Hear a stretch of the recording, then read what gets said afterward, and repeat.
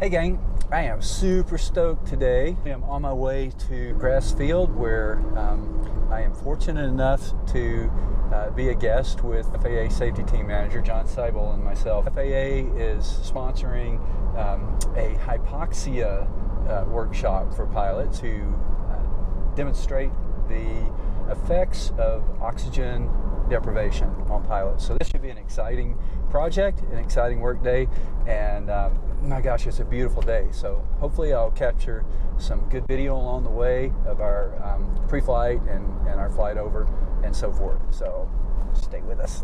See ya.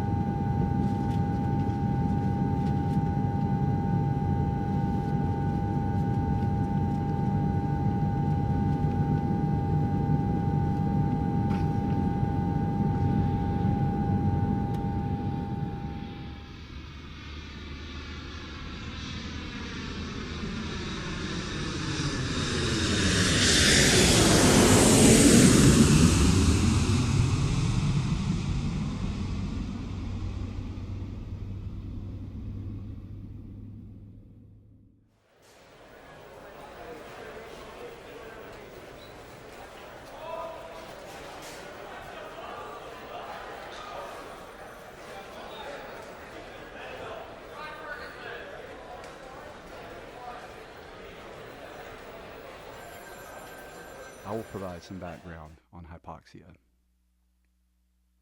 While numerous conditions may cause an individual to experience hypoxia, the focus of the workshop was to create hypoxia symptoms that typically result from either sudden cabin depressurization or climbing to an altitude which produces a hypoxic state.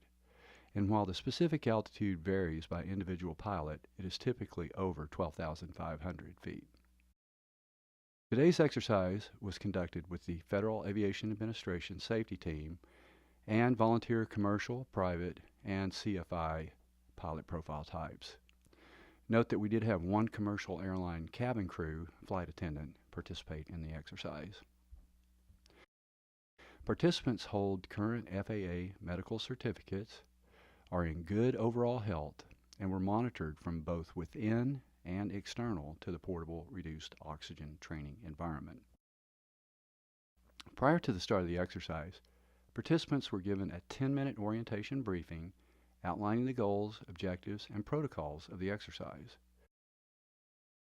Participants then entered the pressurized chamber via sealed entry, thereby maintaining internal pressure.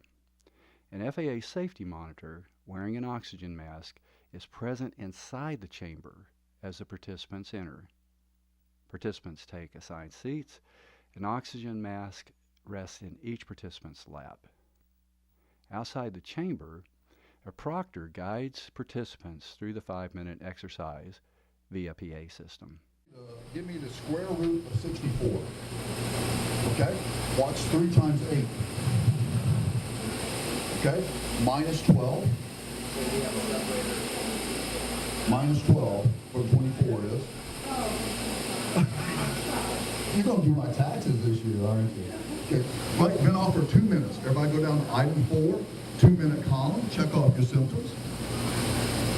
Look at your pulse oximeter, transfer the data.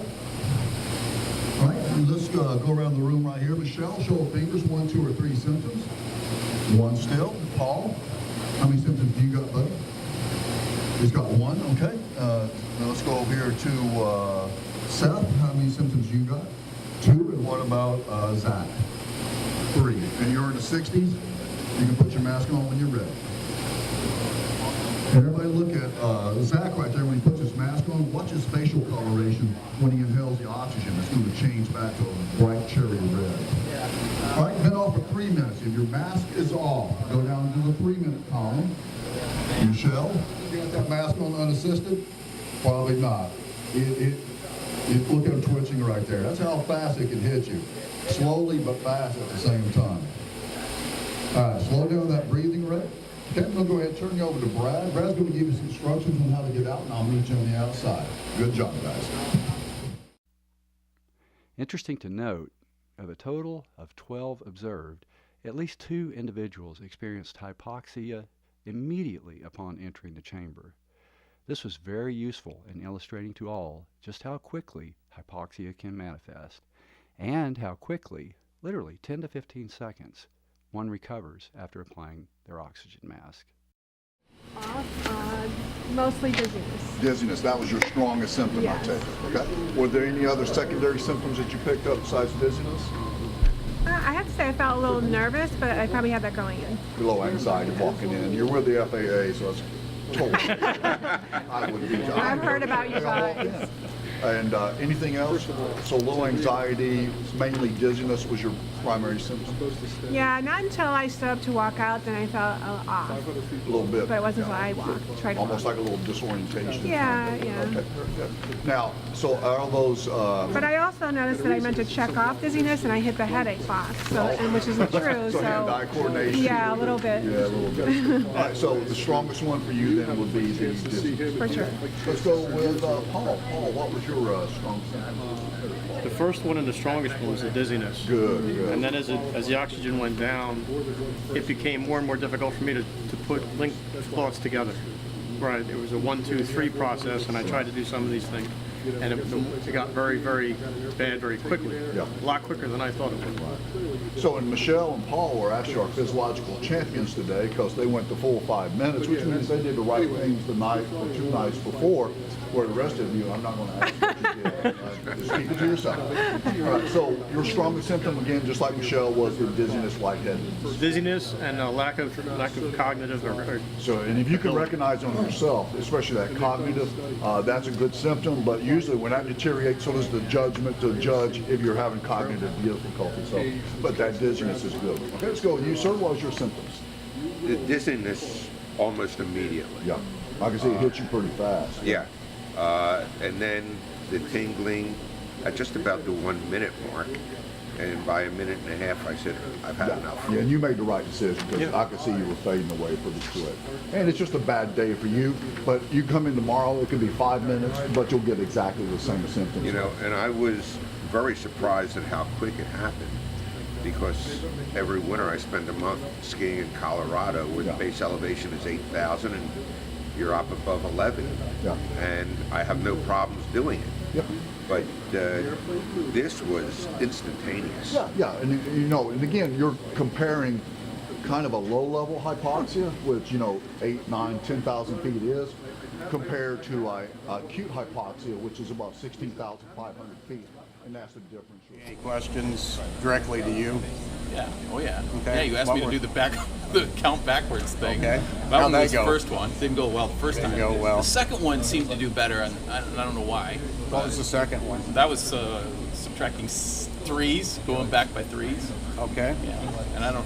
What I about would love the to see other the math? video. There's more math questions. Yeah, there was a lot more math questions. What were they? I don't remember the math questions. I just remember the counting backwards stuff. Yeah. Okay. You did all right. What do you remember? I did okay. I did Oh, okay. no. Now on the other question. What was the other question? Oh yeah, how many stamps? I remember that now. Yeah. And then you had to do backwards. So it was how many 3-cent stamps in a 12? All right, so 3 cents in a 12-cent. how many apples are in a dozen? Okay. You said 12. Okay. And I said, how many 3-cent stamps are in a dozen stamps? You said 4. Okay. That's 12. And I asked you. It's a riddle. That is a riddle. Wrong. Sober. But it's just when I challenge, he didn't think he was mentally confused, but when I challenged him with something that took a little bit more processing, he didn't get it right. So I gave him another chance. I asked, well, how many 4-cent stamps are in a dozen stamps? I'm telling you, a dozen stamps. Yeah. That was, and then he comes up with 3. Well, I was doing. I thought you got it right. Guys, I was doing division. I mean, that was a big thing. Yeah. Interesting. Do you remember, excuse me, do you remember writing it down, the numbers? Yeah. 12, 4, 3, so you do 82. remember that part. Yeah.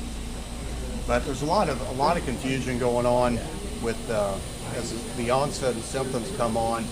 Initially, you think you're okay, and then it starts to get to where you're not processing information, even though you think you are. Oh, yeah. You're not at all. So when you talk to a controller and they're giving you headings. No, I'm a big exercise fiend, so I don't know if that makes any difference. But So a controller could give you a heading, and you could end up going in a totally different direction. They could be telling you to descend, and you're just flying straight level. I mean, even the mask. He was like, Check hey, out. put on your mask like 3 times, and you were just like staring at it. Oh, really? Like, he had the mask right here, and he's like, put on your mask, and you're like, okay, yeah, put on your mask, put on your mask. And then finally, I thought I put it right on. no, they called your name and finally put it on. It was like 10 seconds where you weren't putting it on. I didn't do well. Immediately just felt anxiety, tingling, the dizziness. That was very apparent to me.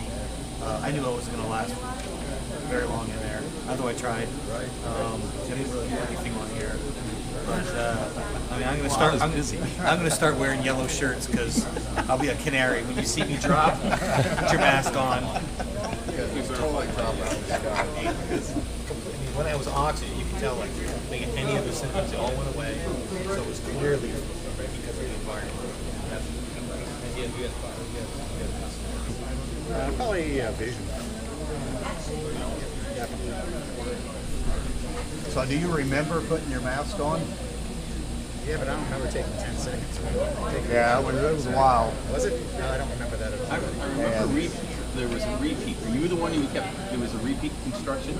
Yeah, I guess I didn't even catch it first time. Yeah, so I was out. So what would have triggered you to put your mask on? What would have triggered me? Yeah, I mean, In real life? I mean, any of those symptoms, do you think you would have recognized it? Nah, everything was A-okay. A-okay, yeah. A-okay. Yeah, no, I wouldn't have recognized any of those. Some of you have, like, for you said it was uneasy feeling. Yeah, very anxiety, like anxiety. I'm not like a person that gets anxiety. But man, when I walked into that room, it was overwhelming. Yeah, I think like the biggest thing is, for me, was the fact that you're not in control of it anymore, you know? And I think some of these things, like nausea, I didn't really even have nausea, but it was like just an overwhelming sense that something was wrong and your brain can't really picture. Like when something hurts your nerves, it's like, ow, my arm's broken. But this is just like, something's not right and I don't know. So you just start, I don't know what it is. Your brain just starts spinning in circles. A lot. Yeah, and you get the, you know, when the unknown is what makes you nervous and have stress. Yeah. And when you walk in there and you've never experienced this stuff, for you, you're kind of looking for certain symptoms. But for most people, it'd be the same way in the aircraft. You end up, it's an unknown, and you end up, some people get a lot of anxiety with it. Other people don't. And that's not good, because if it's a symptom that isn't triggering you, hey, I'm in pain, you know, somebody's poking you with a needle, something that doesn't really feel good, then you're less inclined to do something to recover from it. And so that's a good symptom for you. You would have problems recognizing what it is, as well as you. I noticed that the O2 level went down substantially. As soon as we walked in, I sat down and was able to go, I want to check that. What? You know, I was in the 98 when I walked in, and it went to 71, just like that. I mean, so it was an immediate effect. What was our base I stayed 60. Okay, so the question was, what was our altitude? Well, you guys walked in at 27,000, and you stayed at 27,000. Again, this is not a hypobaric chamber, it's a monobaric. It's, you know, lack of oxygen, so it never, the altitude never really changed. And that's why the symptoms hit you so fast in here. They came on really quick. So Wyatt, how many symptoms did you have total? Total, well, looking back, I think it was, I marked 4, and I marked like nausea, but I think it was just that like panic of it where I wasn't really sure what was going on. So I think probably 4, maybe 3. But like I said, kind of just everything dumped on you immediately, you know, especially having cabin heat pressurization, there's a lot going on. So that was definitely the biggest thing, just putting myself in that picture of the cabin. What was your dominant symptom? What was the strongest symptom that really stood air out? hunger. And for some reason, like I was trying to moderate my breathing, I noticed. So like every 5 breaths, I'd be like, whoa. All right, and then I try to like calm myself down by taking smaller breaths, but obviously that's not helping anything. Right, right. So I don't know. I mean, you do a lot of stuff that you don't know why the heck you did it. So. Nice. So you definitely met the objective. And air hunger, it is for some people it's a good one. They recognize. Other people don't notice the air hunger at all. They really don't. They'll notice it in somebody sitting next to them, but in themselves they don't notice it. So that'll work well for you. And Lucas, you had a total of how many? I put 4. I had tingling, focus with the tingling. I had dizziness. I'm looking at that chart. So, Okay. yeah, I was like way out. And then.